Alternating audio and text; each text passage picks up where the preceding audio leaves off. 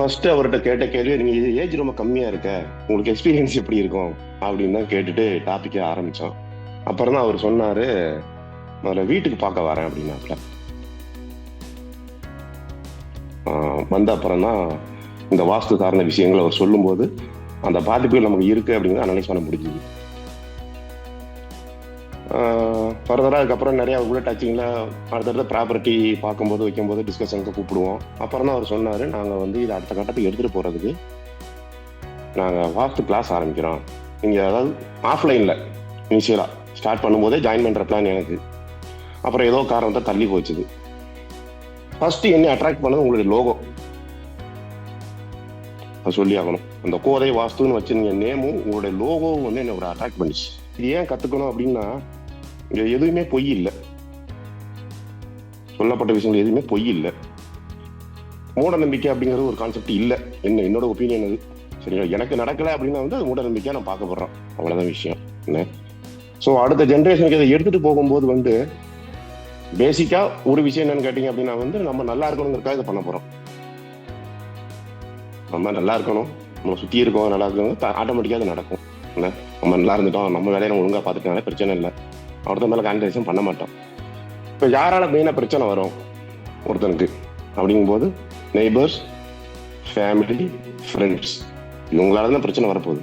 நம்ம இருக்கிற அமைப்பை வந்து மோஸ்ட்லி சரி பண்ணும்போது இவங்களால நமக்கு வரக்கூடிய பிரச்சனைகள் ஆட்டோமேட்டிக்காக சரியாக போகுது அப்படிங்கிறதையும் நான் இதில் புரிஞ்சுக்க முடியுது, நான் அப்சர்வேஷன் பண்ணினது. அப்புறம் நீங்கள் கிளாஸ் எடுக்க விதம் வந்து எப்படின்னு கேட்டீங்கன்னா, அந்த அந்த தம்பி சொன்ன மாதிரி வந்து இன்னைக்கு இந்த சோசியலே நடந்த சம்பவம், இதை தாண்டி சினிமாவை இதை ஒப்பீடெல்லாம் புதுசு.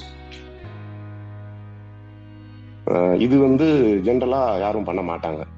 இப்போ உதாரணத்துக்கு ஒரு எல்லா டிவி நிகழ்ச்சியிலுமே வந்து பாத்தீங்கன்னா இன்னைக்கு வரைக்கும் இந்த ஜோதிட பலன், வாஸ்து பலன் சொல்லும்போது அது ஏதோ இந்துக்களுக்கு மட்டும் உண்டான மாதிரியே செட்டப் தான் இன்ன வரைக்கும் எல்லா டிவியும் மூவ் பண்றாங்க. அந்த ஜோதிடர்களா இருக்கட்டும், அவங்களுக்கு கொடுக்க பேக்ரவுண்டு, சரிங்களா, இந்த நிமிஷம் வரைக்கும் தான் நீங்க எப்போ பார்த்தாலுமே அப்படிதான். அது வந்து ஏதோ இந்துக்களுக்கு மட்டுமே சார்ந்த விஷயமா அதை காட்டுறாங்க. பட் நீங்க கொஞ்சம் அதை டிஃப்ரெண்டா மூவ் பண்ணியிருக்கீங்க, அது ஒரு ஹேட்ஸ் ஆஃப், பாராட்டணும். அந்த வேற முயற்சி அது என்ன. இன்னும் அடுத்த கட்டத்துக்கு எடுத்துட்டு போறதுக்கு எங்களால் என்ன சப்போர்ட் பண்ண முடியுமோ அதை கண்டிப்பா பண்றோம். இதையும் சொல்லி ஆகணும். இதை தாண்டி வந்துங்க சார், இன்னும் அடுத்து வரக்கூடிய அந்த ஜென்ரேஷனுக்கும் வந்து அவங்களுக்கு இதை எப்படி என்ன சொன்னா புரியுமோ அது மூலமா அவங்களுக்கு எடுத்துட்டு போகணும். நம்மளுடைய குழந்தைகளா இருக்கட்டும், நம்மளை சார்ந்தவங்களா இருக்கட்டும். இப்ப நேரடியாகவே ஒருத்தவங்களுடைய பாதிப்பு கேட்கும் போது அவன் வந்து அதில் அட்ராக்ட் ஆகுறான். அதை நான் நோட்டீஸ் பண்றேன். இதுல வந்து சொல்லும்போது நம்ப மாட்டேங்கிறான். அந்த அவனுக்குன்னு ஒரு பாதிப்பு இருக்குது அப்படிங்கிறத நம்ம நிறுத்தும் போது ஆமா, அப்ப ஏதோ இதுல விஷயம் இருக்குது, நான் பாதிப்புல இருந்து வெளியில வந்திருக்கேன், இனி மறுபடியும் இந்த பாதிப்பு வராம நான் இருக்கணும் அப்படிங்கிற ஒரு ப்ராசஸ் வந்து உள்ளுக்குள்ள ஒரு இது சொல்லுது. வேற இன்னும் ஃபர்தரா வந்து என்னென்ன டெவலப்மெண்ட் இன்னும் பண்ணலாம் அப்படிங்கிற என்னென்ன டிப்ஸ் கிடைக்குமோ நானும் ஷேர் பண்றேன். நிறைய நடந்திருக்குது, அது வேற வேற விதமா நடந்திருக்கு. அது இமீடியட்டா உடனே திருமலை சார்ட்ட வந்து தனியா ஷேர் பண்ணிட்டேன். ஒவ்வொரு விஷயமும் ஒப்பிடு, நீங்க சொன்ன ஒவ்வொரு பாதிப்பும் ஒரு ப்ராப்பர்ட்டி எங்கிட்ட இருக்குது, சரிங்களா. ஆமா, ஆனா ஒரு மையப்புள்ளி என்னன்னா வந்து கண்டிப்பா வந்து இந்த ஈசானிய பாதிப்பும் அதுல ஈசானிய பாதிப்பு எனக்கு வந்துகிட்டே இருக்குது ஏதோ ஒரு வகையில, பூர்வீகத்துல கனெக்ட் ஆகி இப்பவும் கண்டினியூ ஆயிட்டு இருக்கு இன்னமும். அது ஒரு ஆனா வந்து நீங்க சொல்ற பாதிப்புகள் வேற விதமா நடக்குது. ஈசானிய பாதிப்புல வந்து வேற யாரும் அந்த பாதிப்பு வாங்கிட்டு போயிருக்காங்க, இது நடந்திருக்குது. என்னுடைய வீடு ஃபர்ஸ்ட் திருமலை சார் வந்த வீடு, நான் ஃபர்ஸ்ட் ப்ராப்பர்ட்டியில வந்து பாத்தீங்கன்னாக்கா ஈசானிய படிக்கட்டு, சுத்த க்ளோஸ், வடக்கு ஜன்னல் இருக்கு, பட் ஈசானிய உச்சத்துல படிக்கட்டு. 2013 வந்து வீடு கட்டி முடிச்சிருக்கிறேன். 2014 எனக்கு ஒரு பையன் பிறக்கிறான், ஆம்பளை பையன். என்னுடைய பாதிப்பை வந்து வாங்கினது வந்து என்னுடைய மாமனார் தலையில அடிச்சு அவர் இறந்து போயிட்டார், பையன் பிறந்து ஒரு 60 நாள்ல. இது நடக்குது எனக்கு, ஏன்லாம் தெரியல, ஏதோ இயற்கையா நடந்த விஷயம் மாதிரி அதை கனெக்ட் பண்ணிட்டோம்.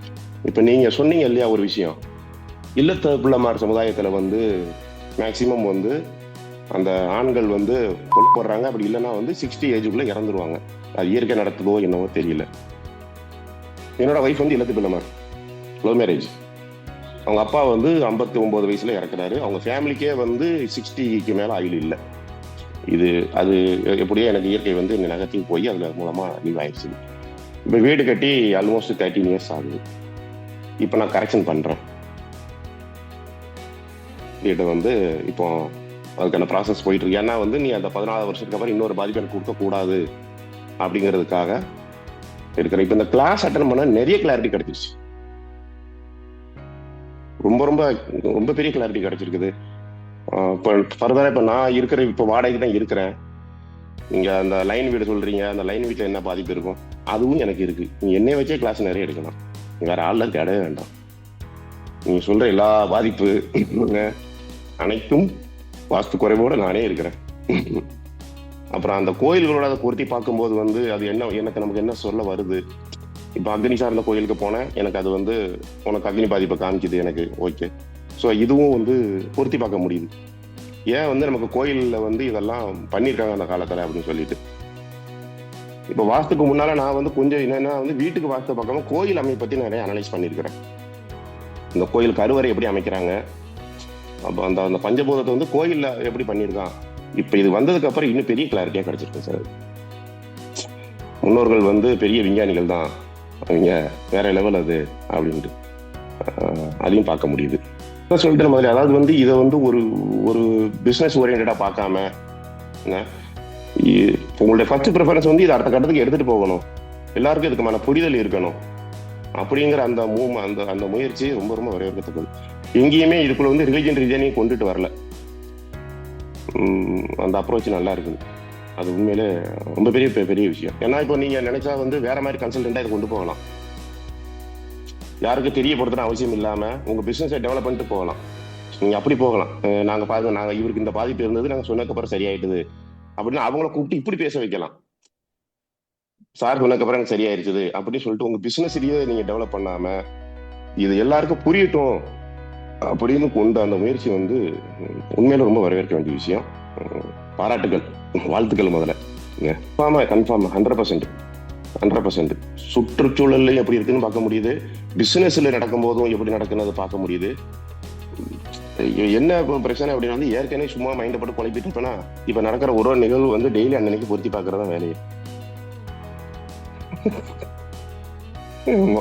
இப்போ நடக்கு சார். இப்போ ஆல்ட்ரேஷன் பண்ணியிருக்கிற வீடை இப்போ சார் சொன்ன மாதிரி அந்த வாயு மூலையில வந்து தோன்றும் ஆல்ட்ரேஷன் பண்றேன்.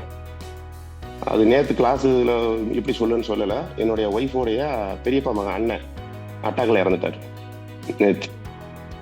யார் பெத்த பிள்ளை நமக்கு வர வரையும் வாங்குறான மாதிரி யார் யாரும் வாங்கிட்டு போறாங்க, நமக்கு வர பாதிப்பெல்லாம் நடக்குது. இப்போ நேற்று நடந்திருக்கு. நேற்று தோண்டி அந்த காலம்பாக்ஸ் ஒர்க்கு போயிட்டுது, நடந்திருக்கு. Company 1 week shut town.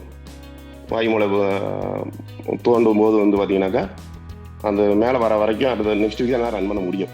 1 week shut town run பண்ண முடியும். ஸோ பிஸ்னஸ் எழுதுங்களா, மணி ஃப்ளோ அரெஸ்ட் ஆகுது, இதெல்லாம் அனுபவிக்குது.